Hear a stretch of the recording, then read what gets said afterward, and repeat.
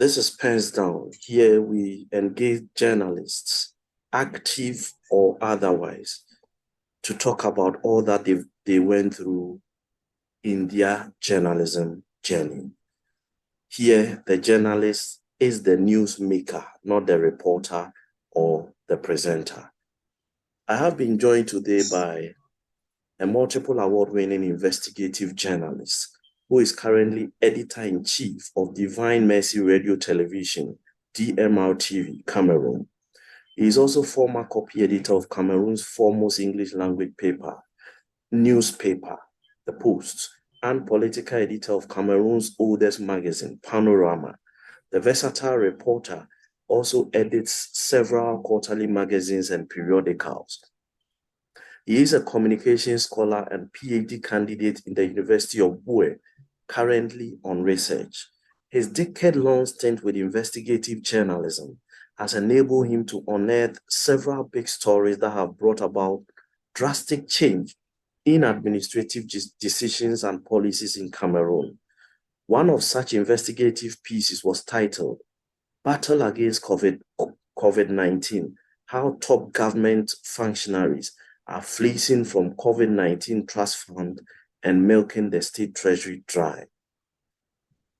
He is also the Bue chapter president of the Cameroon Association of English-Speaking Journalists, CAMESEJ. Isidore Abah is my guest on PENSDOWN today. Welcome, my brother. Thank you very much, Steve. I'm delighted to be on the other program, PENSDOWN. I hope I'm going to share my experience with you and my journalism trajectory for the past 10 years. Right. Let's start from your work as an investigative journalist. How many times has your work put your life in danger? Because obviously you are risking it all to expose people that are committing atrocities and denying the bigger population what they deserve. How many times has your job put your life in danger? As daily is a very perilous job, and everything, especially when you indulge in journalism and not a praise-singing journalist, you're always bound to come in contact with people who have something to hide. That has always been my problem, and that has always been my challenge. Like I did indicate, I'm from Cameroon, from that part of the country where currently we are facing a socio-political upheavals there. It started since 2016, and for the past 6 years we have been entangled in this political turmoil. So it becomes even very difficult and challenging for you to freely practice as a journalist. I will take an example of a story I did about mass grave discovery in one of the towns here in the city of Boya in the southwest region of Cameroon. In fact, that investigative piece actually put me into several problems with the authorities because it was something that was carried out at about 2 a.m. and many people were not even certain that that information will filter. But when we had a tip off from one of the people who was contracted to be able to be part of those who dug that grave, in fact, we started following that story, and all the parties that were involved, we got to talk to them. But from the chronicles they gave us, from the different angles, we discovered that there was something bigger than that. We went to the site, we tried to assess, we talked to experts, and then we even talked to the local administrator who was at the forefront of it. The story he told us was that it was actually a juvenile, an inmate who was killed, and since they could not take him to the village, they had to bury him at that period. And I was led by security forces. And then when we took and then we started tying the loose ends. After getting the fact, we started tying the loose ends. We discovered that it was a very big story than what met the eye then. In fact, that story got me into serious problem, and I had to go into self-imposed exile because the Wow. calls I received from top government functionaries and then the diplomatic mission were so many. So I had to go, and when I got the story, somebody from a very renowned institution in the country, one of the heart of the decision-making process, saw my name, Abah, and then she called me at 9. In fact, she called and started speaking in the mother tongue. I told her Mm, that my understanding of the mother tongue wasn't good. She should speak in French, I will understand. And then she told me, Abah, I have seen your name. I know you are my junior brother. I am telling you that you have to be careful because there is this plot to arrest you. In mm, fact, I was panic stricken, and immediately that lady was dropping. She called me at about 11:50 at midnight. A top government official called me asking me why I had to do that story. So I discovered that ours is always a perilous journey. It is an occupation that always puts you at loggerheads with people who are doing something bad. But since then, I have learned to cope with it.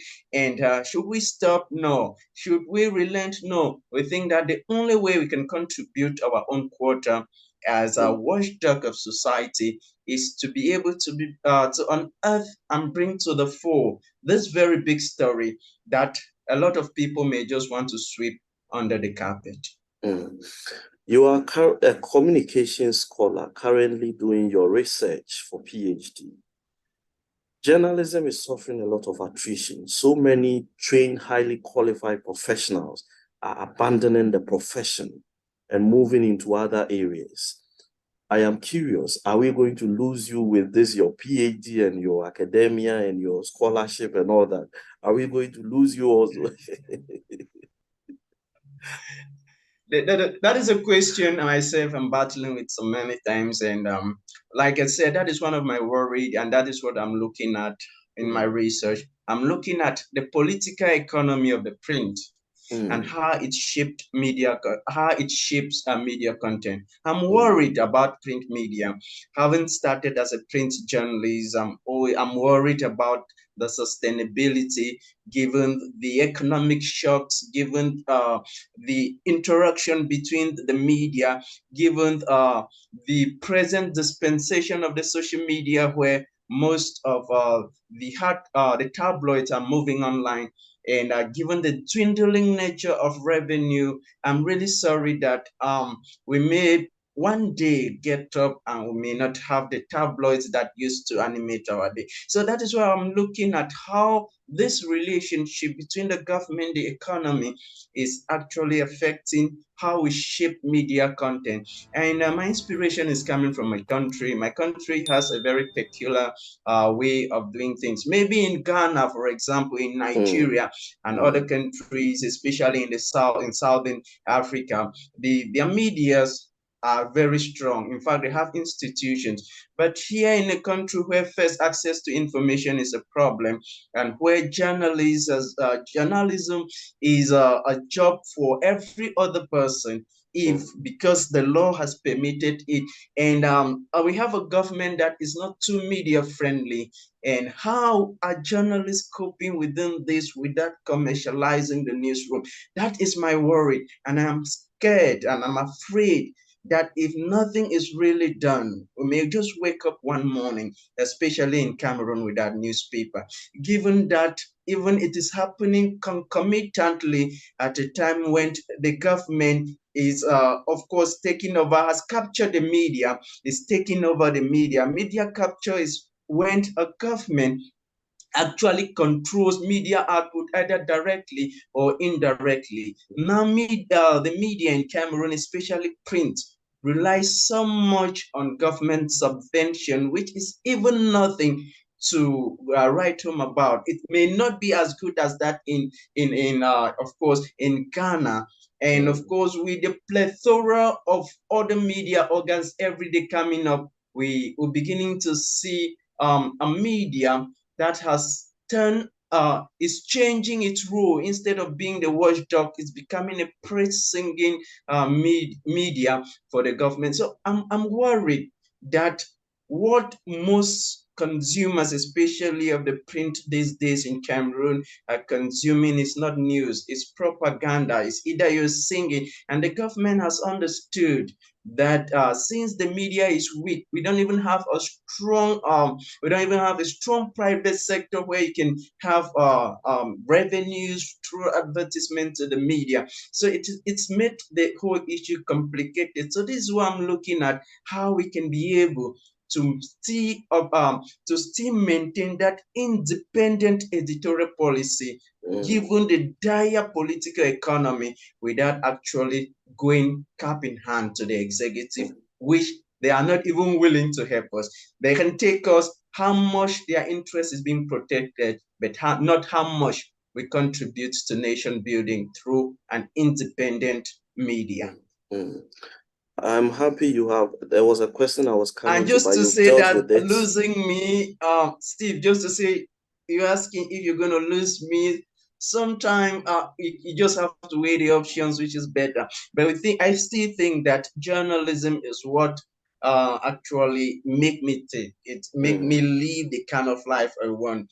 And that living it completely will be difficult, but it may just change that I may not be on a daily basis running about every other story, but I can sit at my convenient time at a time when appropriate and then chase the bigger story and not just the routine journalism work from day to day. Maybe I may shift a bit, but I will still be in the sphere of journalism. Even if I move to training, it will still be very good for journalism because you will be nurturing the new breed of journalists who are going to stick to their canons. Yeah, right. I was going to ask about social media, but you dealt with it decisively in your response. Now, let me do this follow-up with regard to social media. Social media has created richer bloggers in Africa than richer journalists. Is there something we journalists have not done, which is why bloggers have overtaken us in exacting the economic advantage social media has to offer to themselves? That's a very good question. I'll put it this way. Many conventional newsrooms were very reticent to embrace the social media.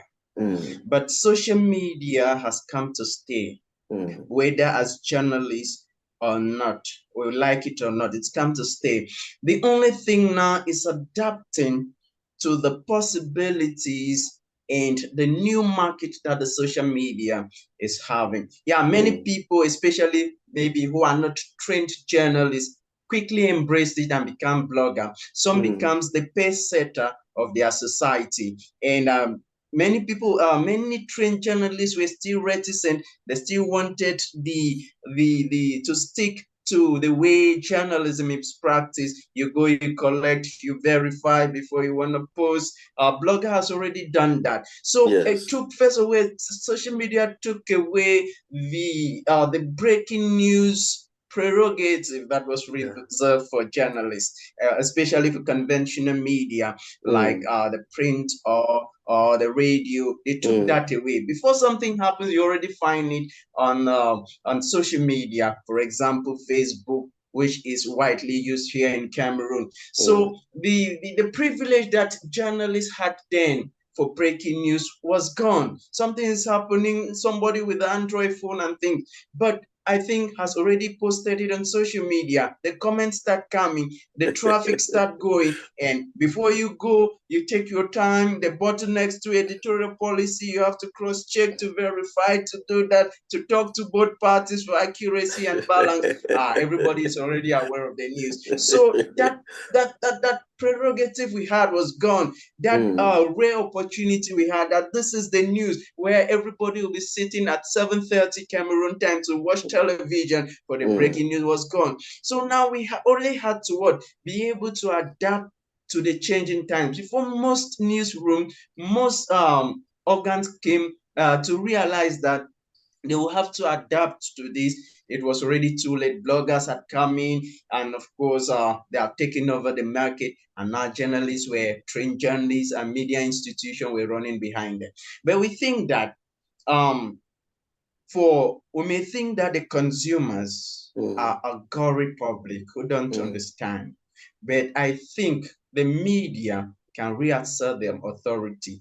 Every media platform should go digital, should embrace the social media platform. For example, if PENSDOWN was a media organ, Steve should be thinking of how to get its present felt on the social media, so that when something is happening, you have the initials. You can also post that this is happening, but I'm not very sure I'm going to be giving you update, because that is what social media has given us, the latitude to be able to go back to the story if there is something new to update.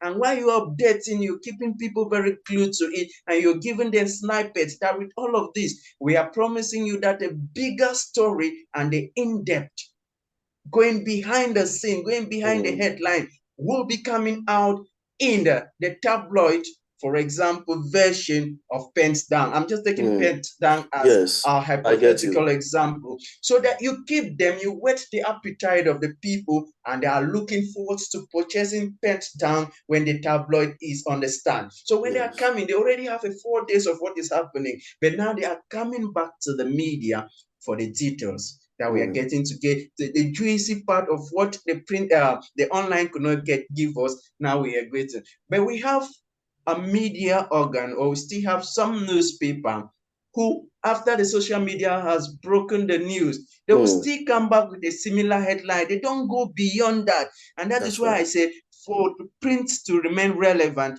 they will have to be moving behind or beyond the headlines, and then bringing in analysis, expert contributions to it, and looking at the forecast. What will happen if this phenomenon continue in the next days? And that is why I think constructive journalism now is becoming very pertinent when we have discussions around this. We're not only reporting about the effects, what are the probable solutions? Now we are giving our audiences not only talking about the dangers, but what are the possible solutions? I think that is where we should be moving, and I think that the media still has a very strong role to play within this. Bloggers, yes, but bloggers trained, no. Can they tell the story compelling the way we do?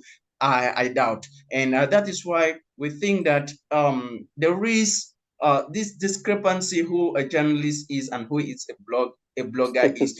I think if you want me to answer that question, it will be a debate for another time. That's But true. they say they say the devil is in the details. When That's you right. read it and you sit within you, doing your sober reflection, you say this is a good story, and this story has been told by a journalist, not any kind of they call them now. It's not any kind of social media nabble, but it's a journalist that has told the story. Right. What stands out as the most challenging assignment you have undertaken? Or a few comes to mind, or a few come to mind. But the most challenging,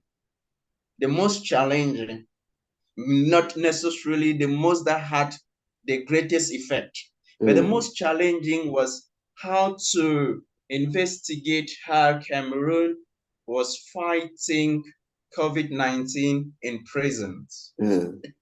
Wow, That that's was the unique. most, yeah, that was the most challenging assignment. And I got this assignment. It was a project under the African China Reporting Grant, and Okay. looking at how Cameroon specifically was fighting COVID-19 in prison. For us, our prisons in Cameroon are like secret societies. It's no go area. And when you start dabbling into a very dicey topic on how the government was fighting COVID in prisons that first are overcrowded with no access to a lot of potable water. And they say one of the things is that we had to wash our hands regularly.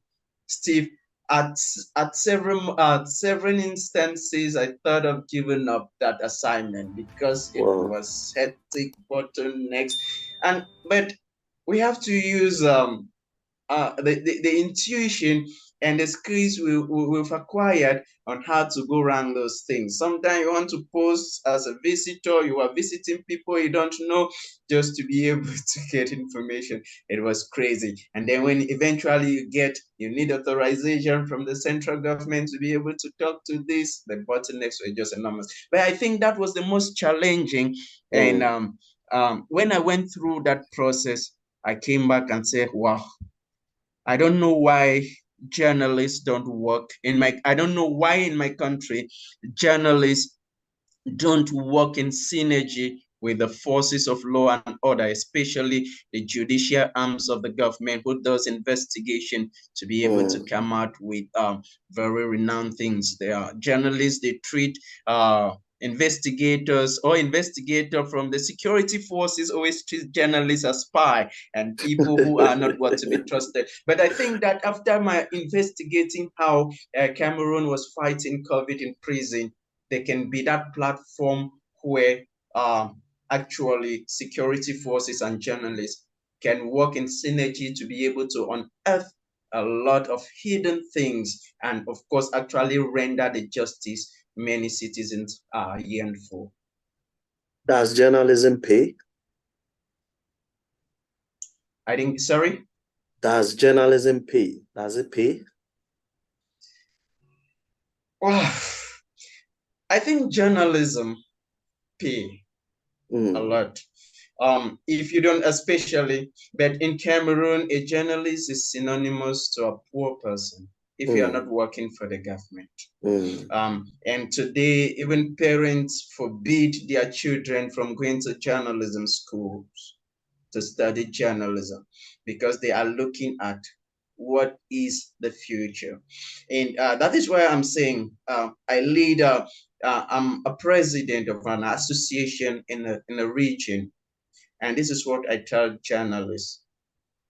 There is a lot of money in journalism. If you are able to spread your tentacles across your immediate environment. The problem with us is that, especially in Cameroon, I say this without unapologetically, I say it, that journalists in Cameroon are lazy. 3/4 of them. We have very strong journalists in Cameroon who don't depend on the pittances they get from the newsroom, but who are freelance journalists who are doing great. I'm sure one of them you've talked with. I'm sure he featured on this very beautiful program once, PENSDOWN. Aminde Blessa Tabon. Yes. Aminde, coincidentally, Aminde was my junior in school in training, and what we actually instill in him, he's even gone out to be a great journalist that some of us couldn't imagine. He's one of those who turned down an employment with the government, and he's been working as a freelance, and he is not poor as many think. Poverty doesn't really mean that you don't have money, but is it that do you lead the passion? And that is what I tell them, that when we are talking about what is rich, it's not only in pecuniary interest. First is the passion. And I think that when you have the passion can give you the money that you want. Does journalism pay? Yes, it does. But it's not going to pay you when you remain within your comfort zone, when you don't want to push to the big story. And that is why I think a lot of people, they want this hallelujah journalism. You sing praises to government officials, and then he gives you 10,000 francs. Sorry, I'm not going to be putting them in dollars because I'm speaking within a particular context, which is Cameroon. But when you pick up a story, a collaborative story, for example, with a journalist of the Times, and you are investigating how financial flows in Cameroon is impacting on the immediate environment, and you're looking at China as the destination, then you're going to be talking in dollars. And when you pick up such, even once a year, I'm telling you, you're going to be comfortable, and you are not going to go like most of our journalists this day do in Cameroon, cap in hand, or changing your editorial policy because you're scared that the next set of advertisement that the government is going to give out, you are not going to feature in it. Journalism pays, but it pays when you go the extra mile, when you're willing to mingle and to live up with the big names in the profession who are into investigative journalism, into investigative journalism, who are willing to network. And what is happening now is that journalism now is bringing is it's actually all embracing, is bringing is coming back to what Marshall McLuhan described as the global village. You don't work in isolation. There is cross-border collaboration, and you can only get the requisite financial resources if you start looking within or start looking out of your territorial boundaries, actually doing a story that has a global impact. For example, today we are talking about migration and migration of Africans to Europe. But first, if you don't look at it from a global perspective, why they leave Cameroon, for example, and they end up in the Sahara, trying to cross through to Spain, or try to go through Mexico to cross that. When you don't have that global perspective, you can't make money. But if you say, okay, we are going to begin from the source, I'm going to be hooking up with somebody from New Mexico to be able to see the channel through which these people travel, and we are going to start. I will also going to network with a journalist from Libya so that we can have a comprehensive story that tells the trajectory of these people who leave Cameroon and they're heading to America, but passing through the Mexico. And then when you start doing this, there are a lot of organizations that fund such big story, and they can only give you that money if you are able to convince them that this is how we're going to do it. I'm going to be working from Cameroon, I'm going to be networking with Steve from Ghana, who is going to also be sharing this. From there, we are going to move on to maybe a reporter in Mexico, and we end up in the United States. When these people finally arrive, what happened? From there, we'll begin to have a global perspective to a simple story that may originate from your comfort, but we wish will have a bigger impact on the community, actually informing decision makers to take decision on how to better curtail or work or actually solve this problem of migration. For example, how did you discover the journalist in you while growing up? I'm sure there were professions that promised better remuneration and better pay package than journalism. Why did you settle for journalism? wow, I've never wanted to be a journalist, to be honest with you, Steve. Journalism was never my first option. Wow. I had always wanted to read law. Okay.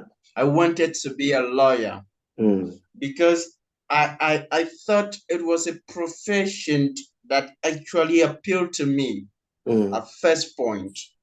And then when I got engaged in a club in my secondary school days, because we used to have club, and I became a member of the Human Rights and Journalism Club. Okay. I was still in Form 3. So then there is always this time we use during the assembly where students come together, they pray, and of course they sing the national anthem. It is also a way of paying tribute to the fatherland, instilling civic responsibility and all of that. So when I got engaged with this club, and then there was the journalism arm, we used to see senior student come to the assembly ground. They give us the latest update of the news, what was happening. That is how my love for the journalism profession started. So there was once this senior prefect came to give us the news, what was happening, and he didn't follow the rubric, so to speak. And I said, is this how it's done? Because I listen to news, I watch television, and when they come, this is how they follow it. So I told myself at Form 3 that was on a Friday, that on a Monday I was going to present news on the assembly ground.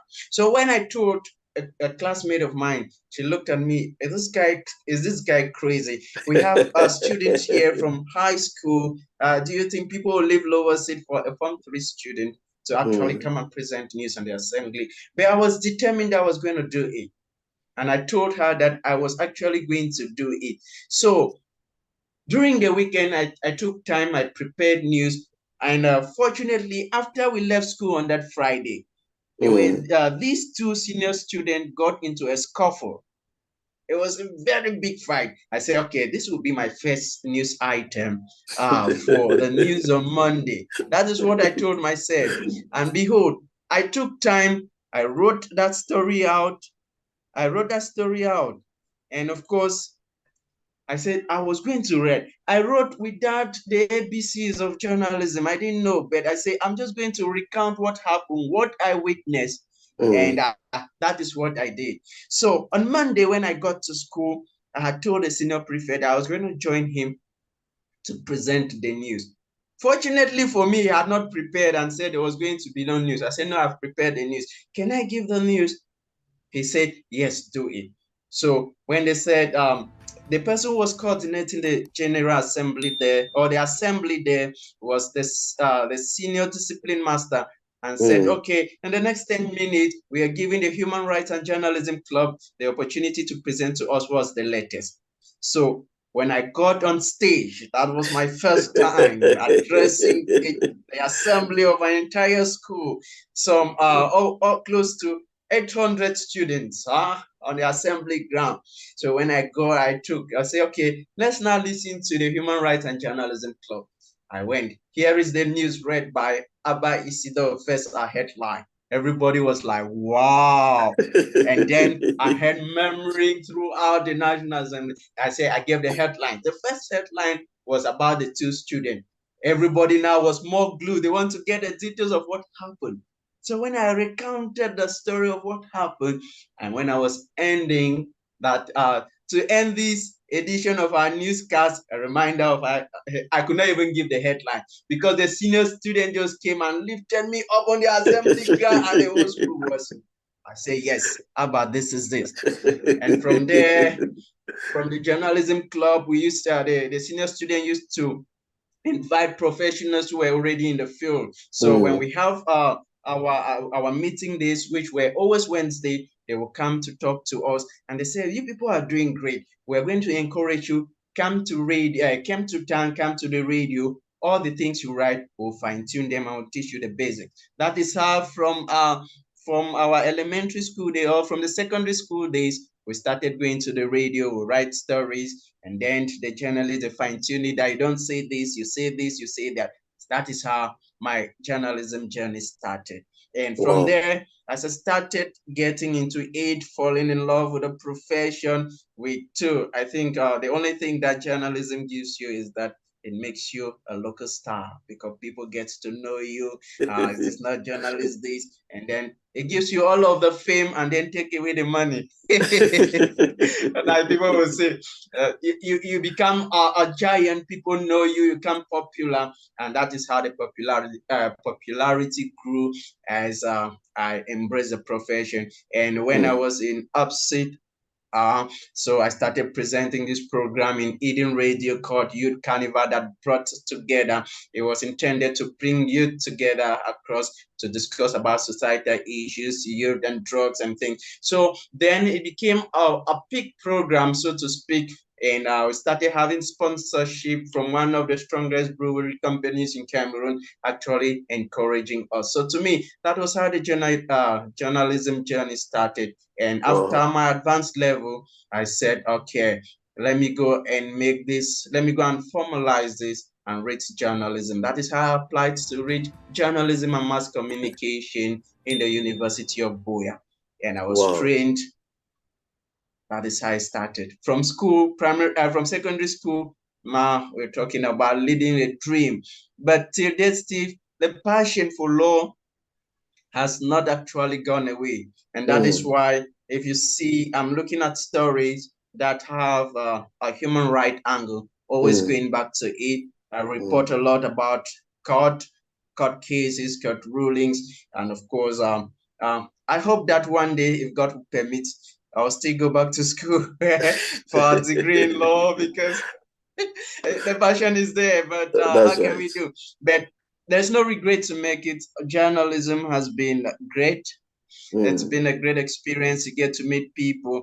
You get to put very strong people that you can only watch on television on the hot seat to answer some question. Some will end up not answering, some will even threaten you, but it's fine, it's good. Yeah. And I think that I'm leading a passion, even though I think that people say there's no money. Yeah, in our context, no, it's too much money. But journalism and journalists are not the poor, the most poor people or the poorest. Yeah. They still get by, and those who are still sticking to the canons, who still stick to their integrity, are also still making it big, because we Mm. have journalists in Cameroon who are leading a very good life. Mm. Now, let me ask, these 10 years, what are your golden memories? Whew. 10 years, it's been 10 years of hard work. It's been 10 years of shaping policies for Mm. the kind of story I've told over time. Mm. It's been 10 years of looking at society that we can do better if each and everyone take their responsibility. It's been 10 years of actually discovering how politics can be dangerous, Yeah. even to the citizen. Mm. It's been 10 years of ups and downs. We may say that. It's been 10 years. Sometimes you want to give up for the sake of just preserving your life. But it's been 10 years of also touching lives through the story we tell. I think these are all memories that I have. And sometimes when you think of going back, you ask yourself, if you go back, the only last hope people sometimes turn to is the media, who will Mm. tell them this kind of story. How are you going to impact people to take informed decision about what is happening about them? How are you going to bring a local administrator or a vote holder to be accountable to those who've given them the trust through their ballot boxes to be able to accomplish this? When you look at all of this, it still gives you the urge, the burning desire to want to do more. I will Mm. tell you, Steve, journalism in Cameroon is not very, it may not be very rosy as it is in other countries, Mm. because first we don't have an information act that Mm. guarantees the Freedom local of authority or an information. administration or a politician to give you information. And of course too, when you get information, sometimes that is very strategic. You are scared on how best, you're thinking of how best to utilize it, because they will ask you that you are in possession of classified information without obtaining it legally. How do you obtain such information legally when you don't even have you don't even have the law that should Mm. permit you to exploit Mm. that? We think that us, especially in Cameroon, is a perilous journey. If you've been watching news, if you've been reading newspapers from Cameroon, you will discover that the press corps in Cameroon is mourning, because Mm. one journalist was abducted on the 17th of this month, and he was Yeah. only discovered in the early hours of the 22nd of this month, killed, Oh. stripped naked, with his body in an advanced form of decomposition. What does this guy do? Just only bringing to the fore the mafia, the intrigues, the machinations that go around in high places when it comes to the award and execution of public contracts. If you've been reading to us about the Mm. Olympic Stadium, which hosted the last finals of the African Cup of Nations, the mafia that has been in it, that we spend so much, so a total of about 215 billion francs. We are Oh. still unable to complete a stadium that was supposed to cost us, with or a complex that was supposed to cost us a total of 168 billion, an amount that has left even the sporting community in awe. Why is our own things, what are our own things different? So you begin Mm. to ask all of that. But this was a journalist who think that he was contributing his own quota to nation building, killed in the most barbaric of manner. We are in danger, Steve. Only God can save us. May his soul rest in peace. It's a sad one. Our greatest prayer. Amen. It's a sad one. Let's look at, if we are to roll back the hands of time 10 years, are you still going to choose journalism? If we're going to roll back the hands of time, I think I'll still choose journalism. Because journalism, whatever thing you're doing, you're looking at the impact you're creating. Whatever thing you're doing, if you're working and you're not creating impact, you have to look for something else. Going back, I'll still choose journalism, but I would hope that maybe journalism would have been different. It would have been a profession that is guarded with jealousy, because if you take away journalism, a lot of things will go wrong in every country. Will you support calls for the licensing of journalists? Wow. I think licensing of journalists, I think every corps has its rubrics, it has its laws, it has its way. Because I always take example from two very professional corps and admire the Cameroon and the Cameroon Medical Council. I think licensing of journalists is very important. Let's take an example. Journalism is what it is in my country, and the press is regarded the way it is regarded today as an afterthought because of how we failed to do this. Because the law, the 1990 press laws in Cameroon that actually brought about freedom of expression, freedom of mass communication, actually put it loosely. The definition of who a journalist is as anybody who has the ability and who can read and write. That is a journalist. I think that that definition was coined by politicians with a lot of bad faith. I asked myself, the ability can read and write, will he move into the theater and start operating people without having gone through formation or without a license? Will Steve, who is this intelligent, who is very logical in his argument, put on a wig and a gown and move into the law court and start presiding over cases without training? I may end up in jail. I think that the definition, especially in Cameroon, who a journalist is, has to change drastically. The 1990 laws, some provisions are very obnoxious, they are updated, and they need to be repealed and reviewed. So I think that the licensing of journalists is very, very important. Yeah, they say journalist is not a field. It may be a trained medical doctor and come, and of course you're taking medical slots, for example, on radio and television, which is good. But you need to go through the canons. If I say this, is this in tandem with what the profession is? It's even made it worse to us that those people who have strayed, the quacks and charlatans, I'm sorry I'm using these words to describe them, That's who have fine. strayed from other profession, who have not done well, look at journalism as a soft land. They just stray into it. Before you know it, they are the one commercializing the newsroom.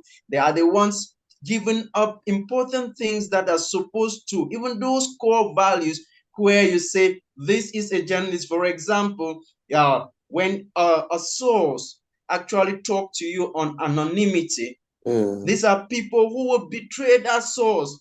And they say, because they are in front of the law court, they say, this is the person who's giving me an information, without actually reminding themselves that that is a professional oath of secrecy, that even Yes. if it means you're going to give up your life just not to disclose the person who have given you that information, you're going to do it. The advocates that journalists should be licensed, and we should go back to the drawing board. And I think that that is where, to people, because I cannot spend my entire almost 7 years studying journalism to be able to come to somebody who just leave the neighborhood, who understand nothing about journalism. And the government is very comfortable to work with these people. If we own media organs, they will prefer to give him adverts, because you would be the one to be singing their praises. Yeah, Because I because will those people refuse are to toe the malleable. line, because I think, uh-huh. Yes, those And people are those are the malleable. people, Yes. they are, and very gullible. And these are the people who are feeding the audience with truncated, unbiased, unverified information and propaganda. I think we need to rethink. But Steve, I can understand why most government are very uncomfortable when the media is very strong. They always want the media to be at their beck and call. And this is why you see most of us, we don't advance, because we don't look at the media as an arm as an arm of development, as a complementing arm of development. And that is why in my country, if there is a giant project, the media is always an afterthought. But from a scholarly perspective, we can understand where it started. When the Irish poet said the media was a fourth estate. When say the media was the fourth estate, and even the most powerful arm of the government that has the propensity to be able to control the other palm or the other arms of government, be they the executive. The executive has never forgiven us. I'm talking about the famous Irish poet and writer Edmund Burke, when he propounded that the media was the fourth estate, that it is even more powerful than the other arms of government. From that, since that utterances, we have been battling to be able to go past the other arms who are more organized, who have elevated themselves into institution and trying to clamp down on us. But we think that to be able to make what we're doing relevant, we have to come together. And that is what, as member of a core, we have to be united. Now, in looking at, in making a case for licensing of journalists, is there no downside? We live in an environment where the political class have developed an appetite for suppression, vendetta, and settling scores. The licensing body, is there no possibility that it can be smoke screened by politicians to, exact vengeance and settle scores with critical journalists, especially? For instance, yourself, you have stepped on several big feet. And maybe if your license expires, you have to go and renew. They will find all sorts of ridiculous excuses to frustrate you for some time until maybe some noise is made before they will give you a renewal. Maybe by which time it is left with about some months for it to expire again. And then you go through another round of frustrating renewal process. The downsides. Well, I think you're also right, if you're looking at it in that perspective, that here we say we have a press card commission that is saddled with the responsibility of granting press cards to journalists. But I'm telling you that the first two persons that this commission ever granted press cards to were not even incisive journalists. They brought in amateurs, they brought in comedians, they brought in animators, radio animators, and these were the people that are giving it. When I'm advocating for the licensing of journalism, of journalists, this is what I have in mind. that within the professional core amongst us, we will choose people whose method we have tested over time and said, you constitute this commission of actually reviewing and granting licensing within us, and not a commission whose members have been appointed by the government, because this is where the vendetta will come in. If we want to make it we want to make it feasible and good to everybody, it should be within the journalism core, who will go taking into cognizance their tenets, their professionalism, their there should be people of moral rectitude choosing among us. Here, the government is only just going to help as a facilitator and not having the opportunity and not having the upper hand to decide who should be a member. Journalists should come within themselves and appoint people to constitute this body that will be in charge of licensing, with the government just being as a facilitator and not playing a big role. I believe in that. And then, too, I'm also thinking that it's time we empower our training institutions. For example, for you to be able to practice, we know that there are two ways, especially to get training in journalism. It can either be formal, that you've gone to a training institution, or informal, that you've spent a number of years on the within job. a newsroom. Yes. Within a newsroom. Yes. Under a trained journalist who will monitor and will attest that you have been able to fulfill 1, 2, 3, 4, 5, 6, 7, 8, if possible, up to 10 conditions to be able to get a license. There, we can say we are okay with that. Whether you have been trained informally or formally, informally, there should be a number of years attached to it, where within this number of years, you have proven your worth, that you are a person of this, you can respect the tenets, the canons of journalism, then you are given a license. If we do that, I think we will be able to eliminate a lot of adventurers who have just strayed into the profession, and we are going to actually authenticate with the licensing, licenses, people who we are sure of that can stand up to the realities and, of course, the tenets of journalism, well-formed, well-trained.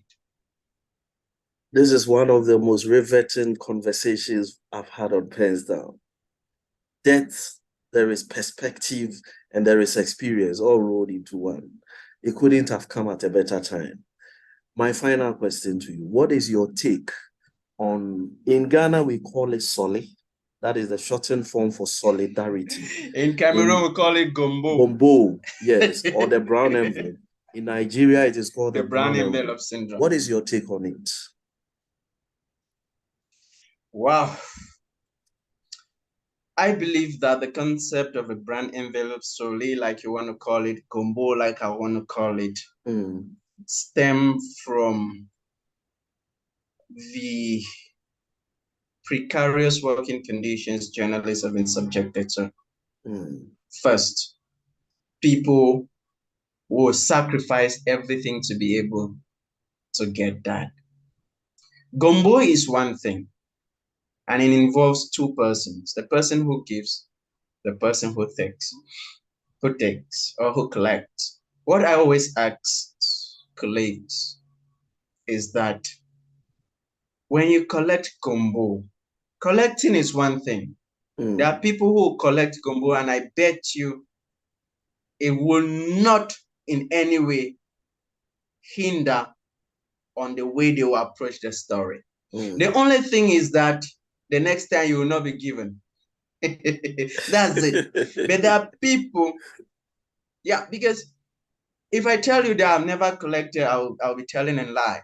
Because to us, it's been legalized. If you go to an occasion, there is a brand envelope. The government understands this. they will give you. Mm. If you don't collect, the person who is supposed to give, or the communication officer or the press officer of a particular ministry, a particular institution, if you don't collect, he will take it. And you are still bound to do the story. So what I tell people is this, that what is right is right. What are facts are facts. Because first, in journalism, they say facts are the lifeblood of every journalist. Facts in journalism are sacrosanct. If you collect a brown envelope and you start distorting the facts, you are no longer a journalist. If you collect that brown envelope and then you still put the facts straight, the person who gave you that brown envelope, I'm telling you that the next time he wants to give you, he will think twice. He may even increase it. That this is somebody who cannot compromise. I just want to share in 2 minutes my experience about a brown envelope. There was once this municipal authority who was accused of having embezzled 17.5 million in his council.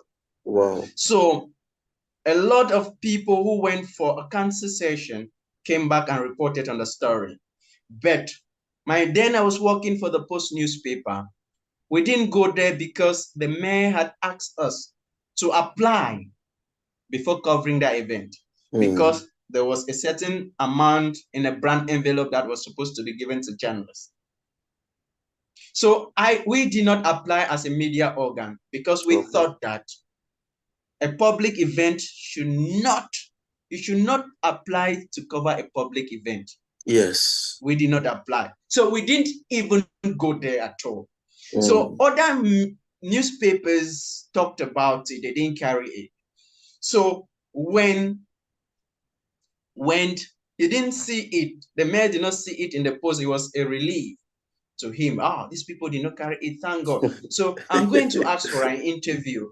I'm going to ask for an interview to be able to use it as a tool to justify it.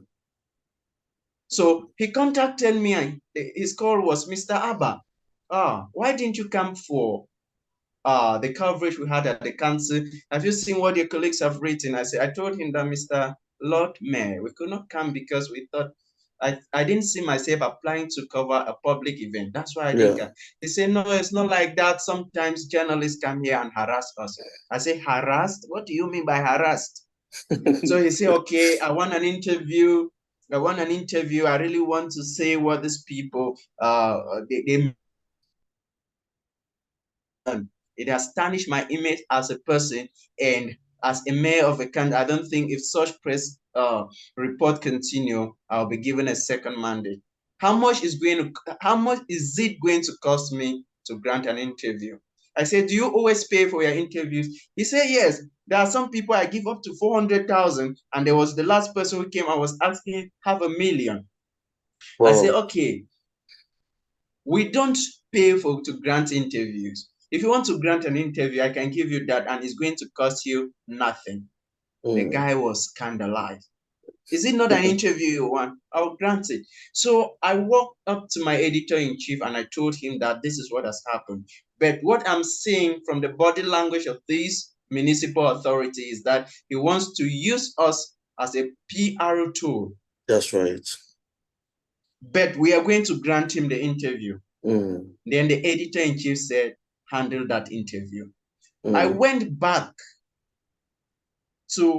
and then I was digging up things about him to be able to make the interview worthwhile, so that it shouldn't be just a PR tool. That's right. So when he said, okay, come on this day, I'm going to grant you the interview. Then I don't have a car. I don't have a car, Steve. I don't even have a bicycle. Yeah. But that day, my editor-in-chief surrendered his Jeep to me. That, okay, this is your chauffeur, your driver for today. He's going to take you, conduct this interview. He was making sure that I was comfortable. Yes. That I should not be compromised, because exactly. he knew that there would be a hefty sum that has been put in that brown envelope. Yeah. So when I called for him, I got to his office. He was not there. He said, okay, he was with the divisional officer. Let me just give him 30 minutes. I waited there. When he came in, he said, my brother, thank you for coming. So when I started, I said, I hope there are no taboo questions. He said, no, there are not taboo questions. I said, because it's not every time that we have a mayor to be able to grant us an interview. So That's I right. That hope there was are a no taboo golden questions. opportunity. Yes, that so we have to look at your mandate in and out. So that your electorate will also say, okay, this is the person we actually gave our votes to. Steve, when we started, the first question was, how is your municipality faring? He spoke for 5 minutes uninterrupted. And then the other questions. And then when we started getting down into the nitty-gritties of the interview, he was sweaty. And then I'm sure he was regretting why he requested for an interview. We went back to a scandal in a scam in a nursing recruitment he did for an American firm and things. When I asked him the question, he looked at me and said, Mr. Journalist, you are naive and stupid. I said, thank you. But that was not my question. I wasn't into war. I was establishing why I thought that there can be a possibility that he had embezzled that money because of his past records and things. The interview was the kind of interview you said this was a smoking gun. It was cathartic. And when I was rising, this guy was practically begging me with $500,000. Now you see, you cannot come to this office and then leave. I told him that I gave you my word that this interview was going to be free. Yes. And I'm telling you that I'm not going to collect a dime. And that is how I left. Each time he sees me, he only said, this guy, what you did to me, what you did to me. But today we are good friends. I didn't compromise. And I think that it is the same thing. If we believe in what we believe in, when we think that what we are doing sometimes is celestial, because that is how I refer to the journalism profession. That's true. It is celestial. Yes. It is just like the calling of a priest. Yes, it's God ordained. Just like this. It is ordained. And when you start denigrating the job, which is supposed to be celestial, I don't think even the politicians are going to take you seriously. So the concept of swelling, take it. Please, if they give you, take it. But should that distort the facts? No. Put the facts straight. Even the person who was giving you and was covering up the facts will say, this is somebody of integrity. And I discovered that in my country, journalists who are journalists of integrity, who have a rectitude, moral rectitude, are very poor. Why? Because they are not called by these money bags and politicians, especially for events. But that's why I was encouraging that we don't depend on politicians to be able to make a living for ourselves. There are so many opportunities for journalists, except we start exploiting those opportunities, we'll also lead comfortable lives, just like the politicians themselves. They are leading comfortable life because we pay taxes and they go into the state treasury and pilfer from it. But we can lead honest life from the works of our hands. And that is why I was telling them. This has been PENSDOWN. Abah Isidore. It couldn't have been better than this. Exciting conversation by every man. Absolutely fascinating ideas and thoughts. Truly grateful for your time, sir. Steve, thank you very much for having me. It's a wonderful privilege to have had this conversation with you.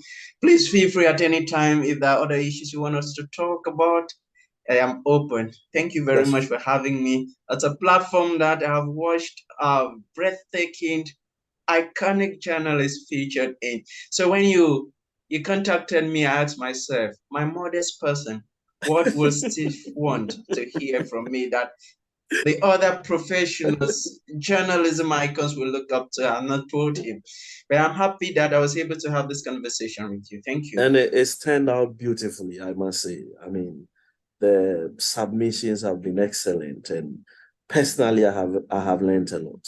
Thanks a lot for your time. This has been Pens Down.